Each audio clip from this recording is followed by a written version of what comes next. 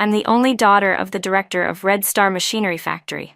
Everyone says the worker, peasant, soldier, college students are the future of our factory, and also my future. I gave my heart to one of them, Daniel Moore, but after I transmigrated, I overheard him kneeling before someone else, saying he only got close to me to gain my father's director position. Once I get full control of the plant, he said, I'll marry you in style. As for Rachel Gu, she can go back to the countryside and feed pigs. It was like a thunderbolt striking out of nowhere. I burned with a high fever for 3 days and 3 nights, and memories of a past life, filled with heartbreak and devastation, flooded my mind. In that life, I was ruined by these ungrateful backstabbers. My family collapsed, my father died, and I was left with nothing. I suddenly opened my eyes and found myself back at the point before everything had happened. Dad was asking me who I wanted to be announced as my fiancé at the upcoming Longqing conference. Wiping my face, I forced a cold smile and said, Dad, pick Alex Han from the mechanical repair shop. The porcelain cup in his hand crashed to the floor. Rachel, are you out of your mind? Alex Han? He's disabled. But my gaze was unwavering. In this lifetime, I would personally tear off the hypocrite's mask and protect everything I held dear. I would also make sure the hero who was slandered would wear his medal again with pride. Outside, the loudspeakers were playing On the Fields of Hope. Sunlight filtered through the faded newspaper curtain, casting mottled shadows on my back. The air was laced with a faint scent of coal smoke and the bitter tang of herbal medicine. My head throbbed violently, my throat dry and burning. Water, I rasped. Rachel, you're awake? You scared the life out of me. Dad's rough, calloused hand rested on my forehead, his voice full of relief and trembling with emotion. Your fever's gone down a bit. Thank God. Thank God. I struggled to open my eyes and saw the strands of white hair at Dad's temples, the exhaustion in his sunken eyes. In my past life, he was gradually pushed aside by Daniel Moore and the others, stripped of power, and eventually died in anger on a worn-out hospital bed. That image overlapped with the anxious face before me, and tears instantly blurred my vision. Dad? I choked, grabbing tightly onto his sleeve as if letting go would mean losing him again like I did in the past. My silly girl? Dad thought I was still heartbroken over what Daniel had said. He sighed and said, Daniel Moore isn't worth your tears. I'm already looking around for someone better. There are so many capable young men in our factory. I shook my head, but the tears only flowed harder. Dad didn't know. I wasn't crying over Daniel's betrayal, but over the foolishness of my past self and the painful fate of the entire Gu family.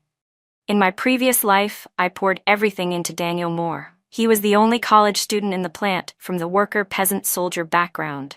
Fair-skinned, gentle, articulate, he had me wrapped around his finger.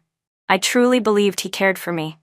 But I never knew he had been secretly involved with Linda White from the very beginning, using me only to reach my father's position. Together, they used my trust to gradually strip power from the factory. After Daniel became deputy director, he joined forces with Tom Sun and Victor Lee. Riding the wave of economic reform, they claimed they were revitalizing the economy, but instead shamelessly embezzled state assets. They turned the once proud Red Star Machinery Factory into a chaotic mess, then sold it off at a dirt-cheap price to a Hong Kong businessman, stuffing their own pockets. As for me, they declared I was mentally ill and stripped me of everything. Even the small apartment my father left behind was taken by Linda White. If it hadn't been for Alex Han secretly helping me with food and medicine, I would have died on the streets long ago. Just thinking of Alex Han made my heart ache like 1,000 needles stabbing at it. He was a war hero, returning from the Southern Front. He lost a leg shielding a fellow soldier from artillery fire. Skilled, honest, upright, but because he refused to play dirty, he became a thorn in Daniel's side and was constantly suppressed. In my past life, Alex tried to help me gather evidence of Daniel and his gang's corruption. They set him up in a car accident, breaking his only good leg. Later, they threw him into a dark interrogation room in the security office and tortured him to death. Rachel, what are you thinking about? You're so pale. Dad's voice broke through my thoughts. I took a deep breath, forcing down the churning emotions. Dad, I said steadily, I've thought it through. Someone like Daniel Moore isn't worth it. What our factory needs is someone who can work hard and care about the plant's future. If I'm going to marry anyone, it'll be Alex Han from the mechanical repair shop." Dad's porcelain cup crashed to the floor again. "Rachel, are you out of your mind? Alex Han is disabled. His leg is injured, Dad, but his spirit isn't." I didn't hesitate. Comrade Alex Han was a hero on the battlefield and is a vital technician in the workshop. He can fix machines faster and better than those 3 guys combined. Isn't he the only one who understands how to handle that old lathe we imported from Germany? Our factory is about to go through a technical upgrade. How could we manage without him? Dad fell silent. I knew deep down he understood just how capable Alex Han was. But Alex was reserved, kept to himself, and had a disability. To many, he didn't seem like ideal husband material. "Dad, just trust me this once," I said, gripping his hand, my gaze sincere. "I would never joke about something as important as my future. And I would never joke about the factory's future either. Choosing Alex Han is the best decision, for me and for the plant." Dad looked into my eyes for a long moment before letting out a deep sigh. All right, I can't stop you. If you've made up your mind, I'll go talk to Alex Han about it. Though with that temper of his, I'm not sure he'll agree." Warmth filled my chest. I knew Dad had relented. As for Alex, I was confident. In the past life, he gave so much for me. In this one, it's my turn to protect him. Once I'd mostly recovered, I got out of bed. Dad, still worried, wouldn't let me stand in line at the cafeteria. He had Xiao Lu, the assistant who often accompanied me, bring an extra meal for me every day. One day, just as Xiao Lu set down the aluminum lunchbox, I heard a sweet, syrupy voice outside the door. "Rachel, are you feeling any better? I made some chicken soup just for you." Linda White walked in, carrying a chipped enamel bowl, swaying delicately like she was performing. She was wearing a pale pink blouse that day. It made her already fair skin look even paler. I remembered that just a few days ago, Daniel Moore had used his newly issued ration ticket to buy that shirt for her. I sneered inwardly but kept my expression calm. "Oh, Linda, come in and have a seat. What brings you here today?" She placed the bowl on the small wooden table beside my bed.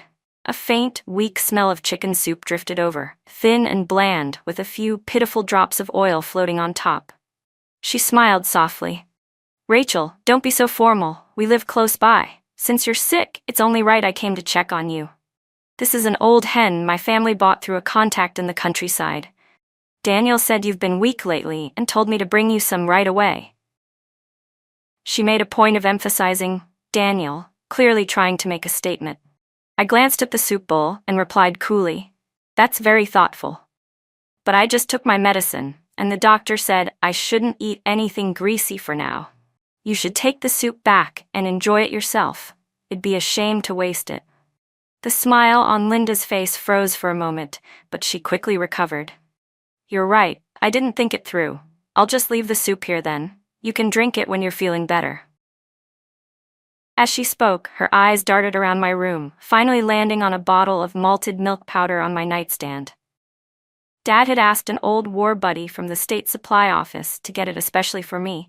It was rare and valuable. "Oh wow, is that malted milk powder?" Linda asked, feigning amazement. "How nice. I've never had it in my whole life." There was a greedy sparkle in her eyes.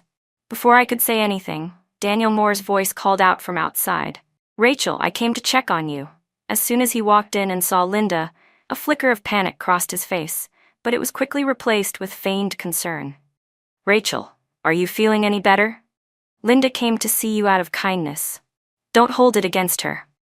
"Why would I hold anything against Linda?" I replied with a breezy smile, looking right at the two of them. "She's been so concerned about me. How could I not appreciate that?" "Daniel, you came at the perfect time. I can't finish this malted milk powder by myself. Why don't you and Linda try a little and see how it tastes?" As I spoke, I reached out to grab the bottle. Daniel quickly waved his hands. No, Rachel, this was something Uncle Goose specially got for you to recover. We couldn't possibly." He said that, but his eyes flicked toward Linda as if asking what they should do. She immediately caught on and lowered her head shyly. "Yeah, Rachel, we appreciate the offer, but Daniel's right. We couldn't accept something so precious. You just got better. Don't let us bother you. We'll visit again another time. The two of them acted in perfect sync, like they were putting on a show, one that almost looked convincing. I stared at their fake, polished faces, inwardly sneering. In my past life, it was this exact bottle of malted milk powder that Linda White accidentally knocked over. Crying and sniffling, she claimed I'd tried to snatch her chicken soup and that's how it spilled. Daniel Moore didn't even ask what really happened. He just accused me of being petty and bullying Linda. That incident became yet another proof that I was arrogant and out of control in the eyes of the factory. Fine, I nodded slightly. Then I won't keep you two. Linda, you should take your chicken soup with you. Leave it too long and it'll go bad. Linda blinked and picked up the bowl in that delicate, fluttery way of hers. She and Daniel left together. I watched their backs with cold eyes. In this life, I would not give them a single chance to frame me again. A few days later, the factory announced the candidates for the new round of Outstanding Young Technicians. Alex Hand's name was on the list, as it should be. His technical skills were second to none in the entire plant. But of course, someone had to start spreading gossip. That day, I went to the communal water station and overheard a few young female workers whispering among themselves. "Hey, did you hear?" one of them said. "Alex Hand's being considered for Outstanding Technician." Another girl curled her lips. "A cripple? Why should someone like him get that honor? Isn't he taking a spot away from someone able-bodied?" "Exactly," someone chimed in. "They say he's weird too. Always has that gloomy look on his face. Who'd want to work with him?" Another voice added, "Tell me about it." "If you ask me, Daniel Moore's the one who deserves the spot. He's a real college graduate, educated, capable." I walked past them with a water basin in hand and said coldly, gossiping behind the back of a comrade, especially a war hero, "Is this the level of awareness expected from Red Star's female workers?" They jumped in surprise. When they realized it was me, their expressions turned awkward. The boldest among them, who was close with Linda White, mustered the courage to respond. "Rachel Gu, we're just speaking the truth. What about Alex Han, huh?" I took a step forward, my eyes sharp. "He was injured on the battlefield defending our country. While he was shedding blood for the nation, where were you? He solved countless technical problems for the factory, saved us how much in costs? Do you even know? And now, with just a few gossipy words, you think you can erase a hero's achievements?" My voice wasn't loud, but each word struck with force, radiating an energy that didn't allow for any doubt. The girls were left speechless, their faces flushing red, then turning pale. "If I hear anyone else spreading lies behind his back, smearing Comrade Alex Hand's name," I said calmly but firmly, "I'll be the first to report it to the party committee myself." I left with my water basin without looking back. I knew this was only the beginning. Daniel Moore and his group would never let Alex win that title without a fight, and they'd certainly never let me get close to him without interference. That afternoon, Dad called me into his office, his face unusually serious. "Rachel, I talked to Alex Han about the two of you," he said, then sighed. He didn't agree. My heart sank, though I wasn't surprised. Alex had a strong sense of pride, and with his injury, he carried a lot of self-doubt. He probably thought my dad was throwing him a favor, or worse, that I pitied him. "What did he say?" I asked softly. "He said a cripple like him doesn't deserve you," Dad replied, looking at me with conflicted eyes. "He said he didn't want to hold you back during the best years of your life. Rachel, maybe we should just let this go. You can't force a relationship." I shook my head, eyes unwavering. "No, Dad. I have to stick with this. Alex isn't unwilling, he's just overthinking everything. I'll make him understand how I feel." I had made up my mind to go to Alex Han myself. In the mechanical repair workshop, the air was thick with the sharp smell of machine oil and the screech of metal grinding against metal. Alex was bent over a massive lathe, focused intently on tuning something. He was wearing a faded blue work uniform, sleeves rolled high to reveal his strong, muscular forearms. Though he was sitting on a specially made low stool, the way he held his back straight and the focused look on his face still carried the unwavering strength of a soldier. I walked up beside him. The workshop was filled with noise and he didn't seem to notice me. "Mr. Han," I called out. Alex Han abruptly lifted his head. When he saw me, surprise flashed in his eyes before his expression quickly returned to its usual cold composure.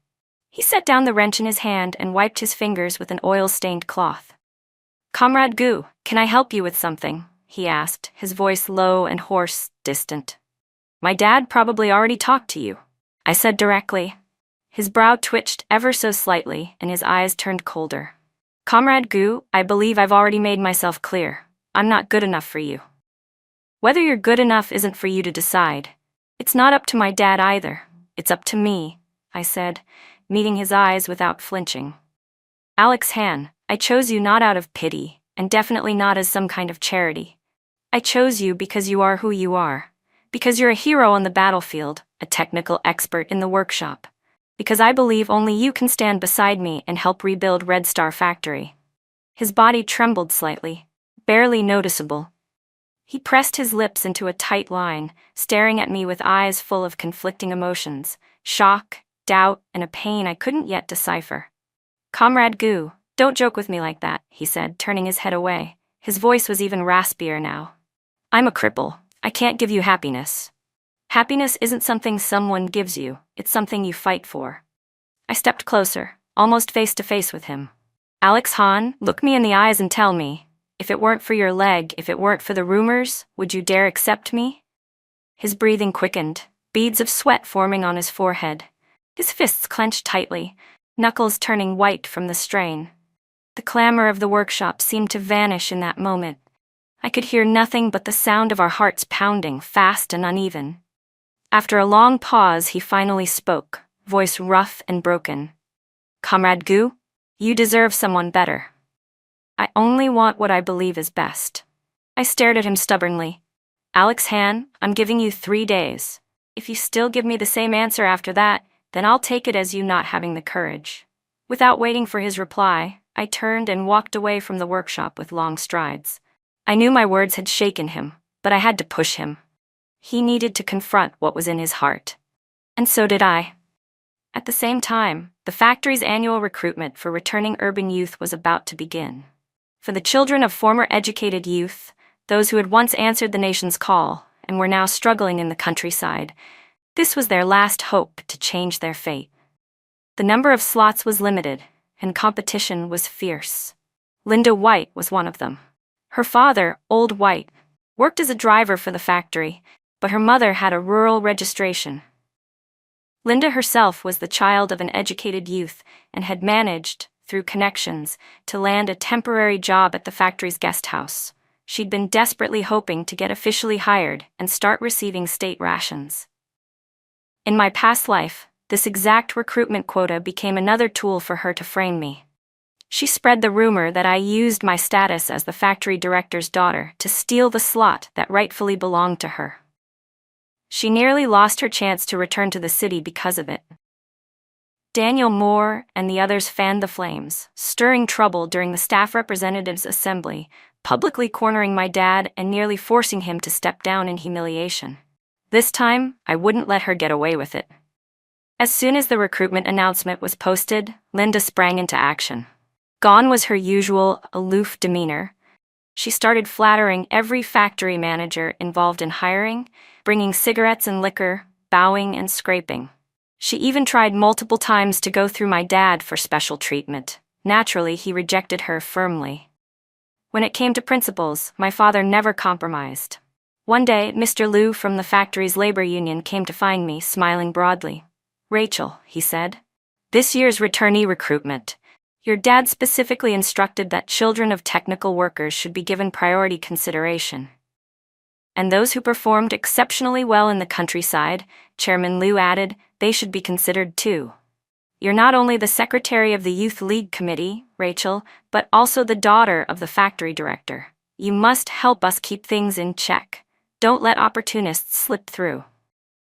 I understood what Chairman Liu was getting at. This was both a reminder and a test of where I stood. "Don't worry, Uncle Liu," I said with composure. "My father's principles are my principles. When it comes to this recruitment, we'll follow the rules strictly, fair, open, and based on merit.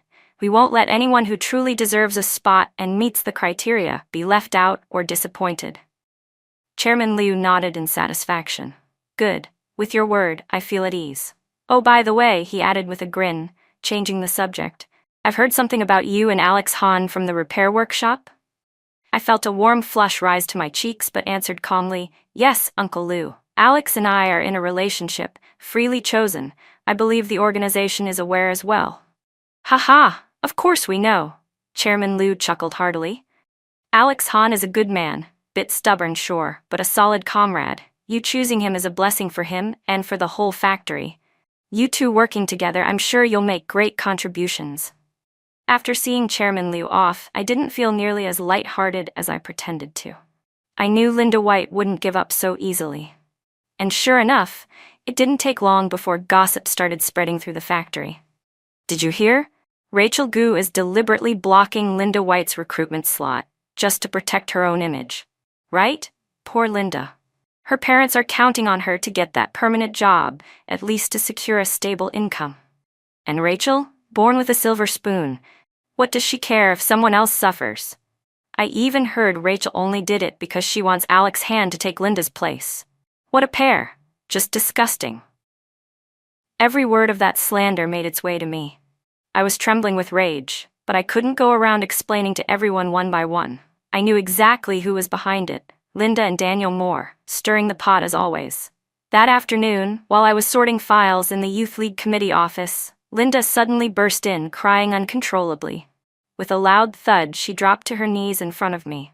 Rachel, please, I'm begging you, she sobbed. Please have mercy and spare me this once. She clutched my leg, tears pouring down her face.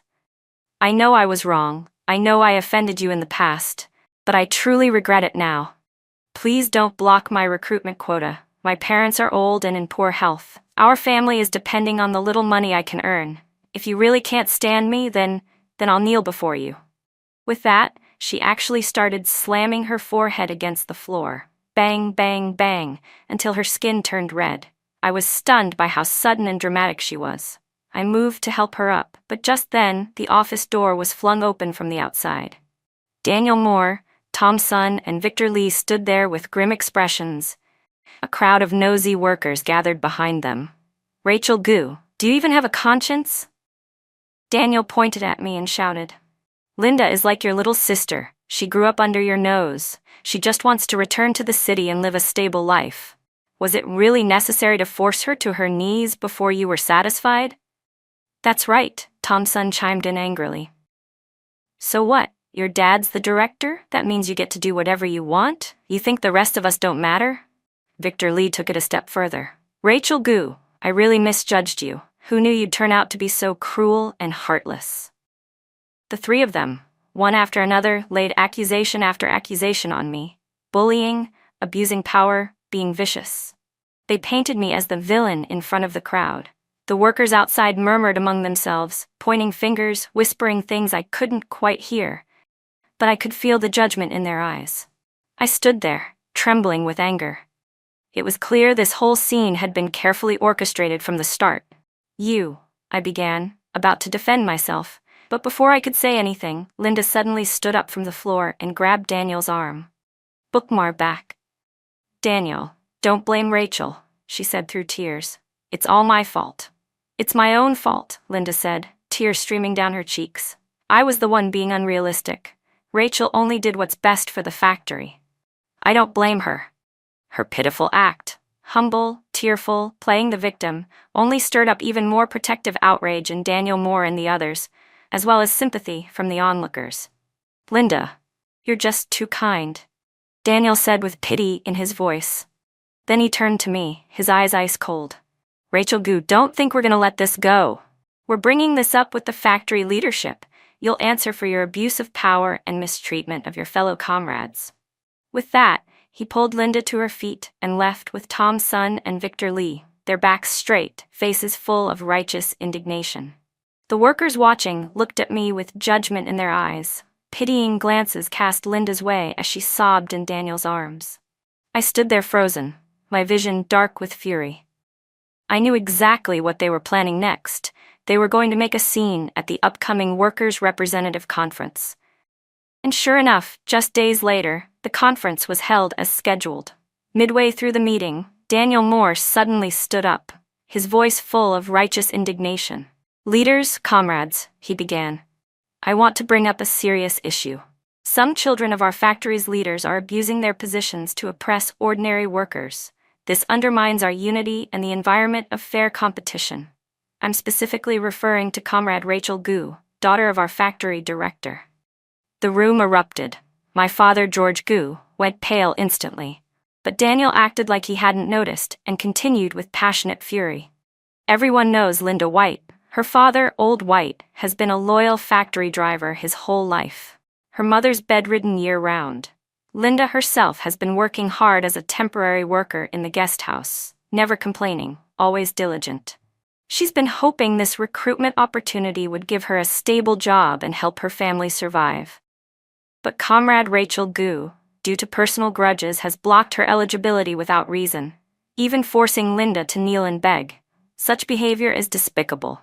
Tom's son and Victor Lee immediately stood up to support him, adding more dramatic flair, describing in detail how pitiful Linda was and how cruel I supposedly was. Right on cue, Linda covered her face and began to sob softly, drawing another wave of sympathetic glances. I was shaking with fury, slamming the table as I stood. What a bunch of lies! Daniel Moore, what proof do you have that I mistreated Linda White? There are only so many recruitment slots. Naturally, we have to pick the best candidates. Just because Linda's family has hardships, does that mean she automatically gets a spot? Would that be fair to all the other qualified candidates? We understand the principle of selecting the best, Daniel replied evenly, not backing down. But from what we know, Linda White meets every requirement. She's even more qualified than some of the pre-selected candidates.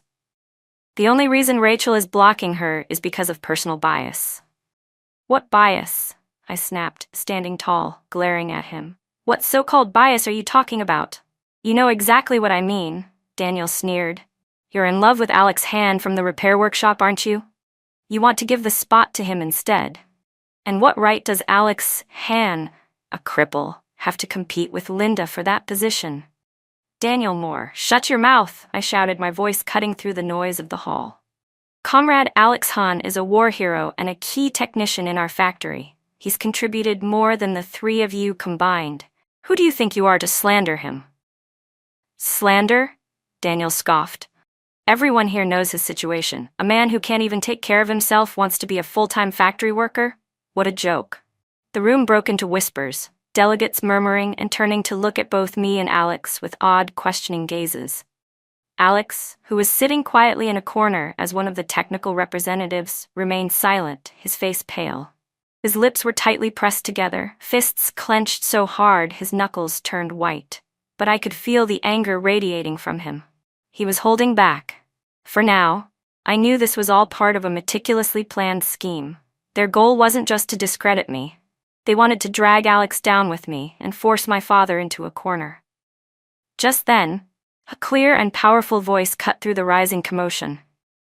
Comrade Daniel Moore, it said, you claim that Linda White meets all the qualifications and is even more outstanding than the selected candidates.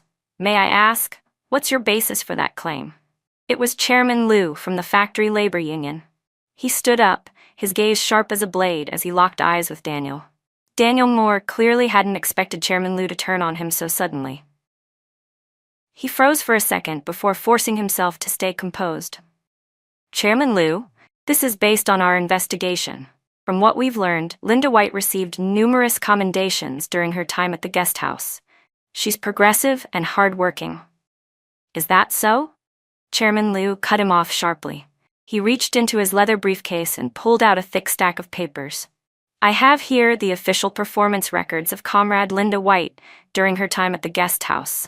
It clearly states that she was repeatedly late or left early without reason, had a poor attitude toward her work, and was once formally reprimanded for taking guest house items like soap and towels without authorization.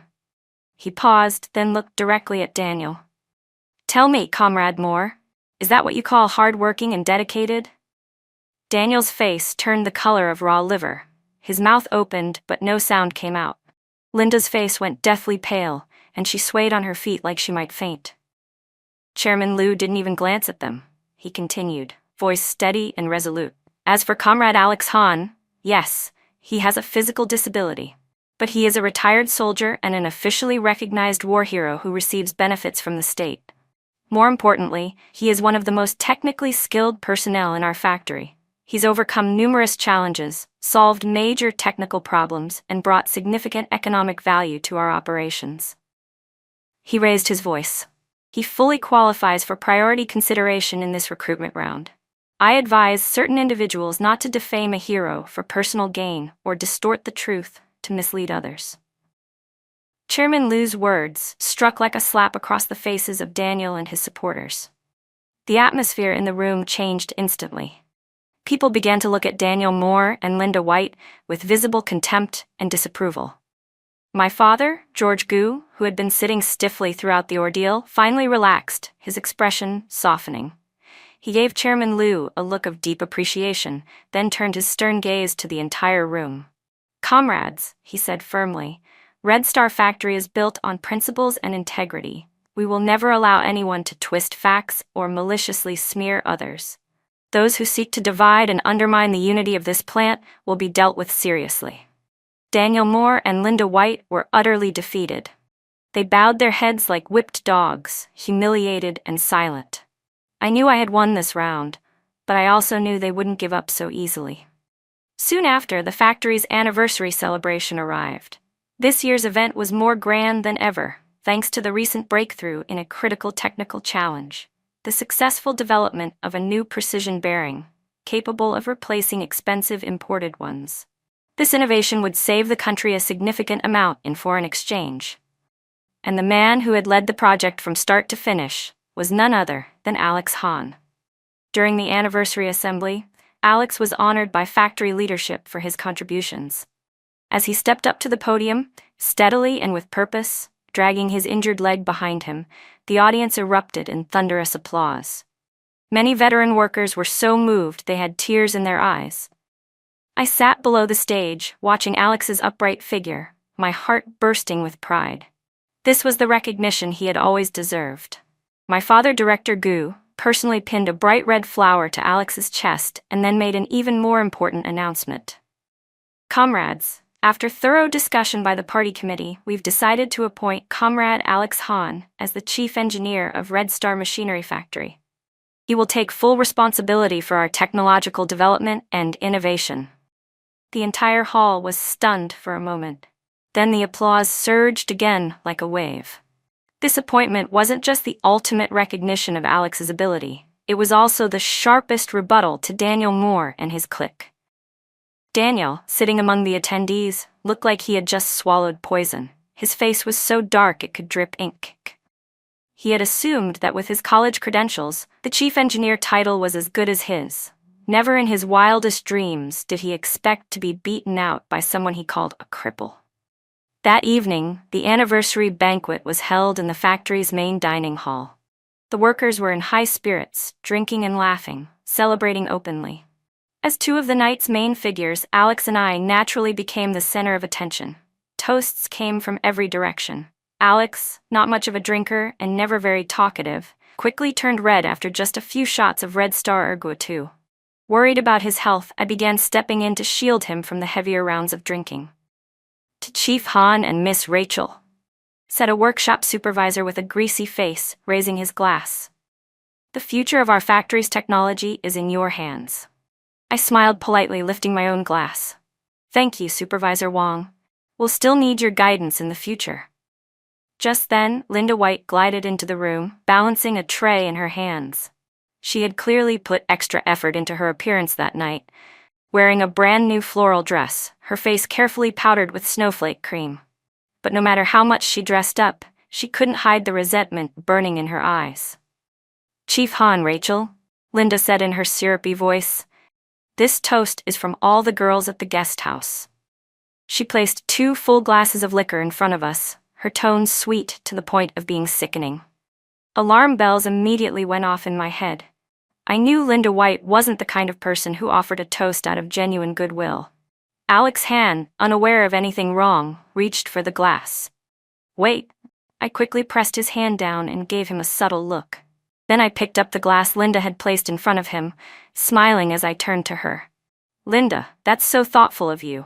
I'll drink this, on Alex's behalf. As I raised the glass to my lips, ready to pretend I would drink it, Linda's face twisted. A flicker of panic crossed her eyes. Rachel, no, you shouldn't. This was meant for Chief Han. It's all right, I said with a cheerful smile. Chief Han's already had quite a few tonight. He's in good spirits. I can handle more than he can anyway. Still smiling, I held the glass to my mouth, but I didn't actually drink it. My eyes scanned the room and landed on Daniel Moore, Tom Sun, and Victor Lee, who were stealing glances in our direction with shifty expressions. Just as I suspected, something was off. I set the glass back down and turned to Linda. Linda, I'm really sorry, but I just remembered there's something urgent I have to take care of. I'll drink it when I get back, all right? Without waiting for a response, I grabbed Alex's hand and led him quickly out of the banquet hall. In a quiet corner, Alex looked at me, puzzled. Rachel, what's going on? I lowered my voice. There was something wrong with that drink? Linda and Daniel are definitely up to something. His face darkened. He nodded grimly. As we were discussing what to do next, a sudden commotion erupted nearby. Thief! Someone's stealing from the warehouse. Alex and I exchanged a look and immediately ran toward the noise. We arrived just as security personnel were dragging a shifty-eyed man out from the direction of the factory warehouse. The man clutched a heavy cloth bag in his arms, and from the way it clanked, it was clear it was filled with metal parts. What's going on? I asked. Security Chief Wong wiped sweat from his brow and said, Secretary Rachel, Chief Han, we just caught this guy red-handed. He used the chaos of the celebration to sneak into the warehouse and tried to steal precision bearings. Thankfully, our patrol spotted him in time. Alex stepped forward. Who sent you? He asked the thief sternly. The man trembled, too terrified to speak, his lips quivering wordlessly. Just then, Daniel Moore arrived, flanked by Tom Sun and Victor Lee, acting as if they had just heard the news, and rushed over. Oh no, what happened here? Daniel asked with exaggerated surprise.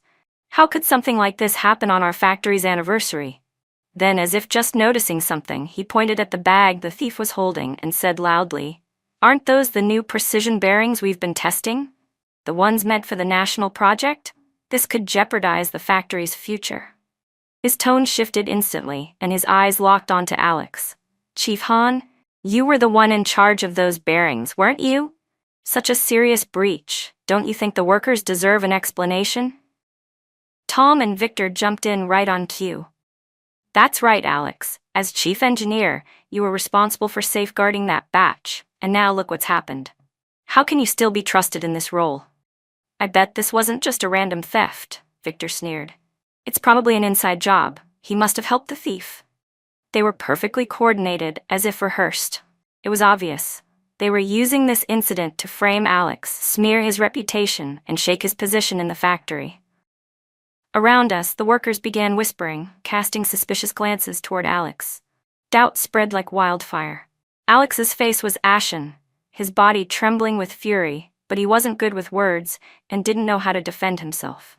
I stepped forward, planting myself in front of him and glaring coldly at Daniel Moore. Daniel, you need to stop slandering people without proof. You're accusing Chief Han of conspiring to steal from the factory. What's your evidence? Evidence? Daniel snorted with a sneer. Do I really need evidence? Who else besides him even had access to those bearings? If you didn't steal them, what are you saying you did, Rachel Gu? That's right, it was me. A clear voice suddenly came from the edge of the crowd. Everyone turned to look and saw Linda White standing there, pale and shaken, her eyes darting around nervously. In her hand, she held a cloth bag identical to the one the thief had been carrying. The whole room went silent. Step by step, Linda walked toward us under the weight of everyone's gaze. She threw the bag to the ground, and precision bearings scattered all over the floor. It was me, she said, lowering her head, her voice trembling with tears. I lost my mind and thought I could steal some bearings to sell. Chief Han had nothing to do with it. Daniel Moore and the others, they weren't involved either. This was all my fault. Daniel, Tom, and Victor's faces turned ashen. They stared at Linda in shock, completely blindsided. They never imagined she would suddenly flip on them. I, on the other hand, laughed coldly to myself. I knew exactly what she was trying to do. Self-sacrifice to protect the others. The thief they used had already been caught, and it was only a matter of time before he cracked under interrogation and exposed Daniel. Linda probably thought if she took the fall alone, she'd get off with just a factory dismissal while the rest of them stayed safe. "Enough of your act, Linda," I snapped. "You think taking the blame alone will protect them? Tell me. Where were you planning to sell the bearings? Who was going to buy them? Is there a bigger scheme behind all this?"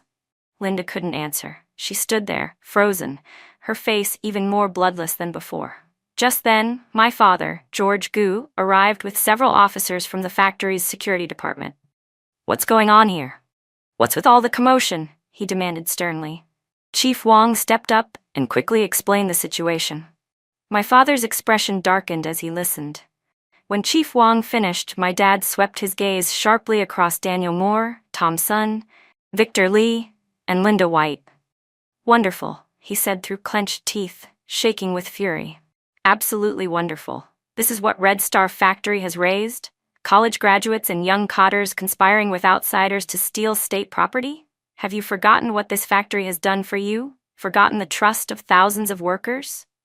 Daniel and the others dropped to their knees with a loud thump, bowing and pleading as if their lives depended on it. "Director Gu, we were wrong. We lost our heads.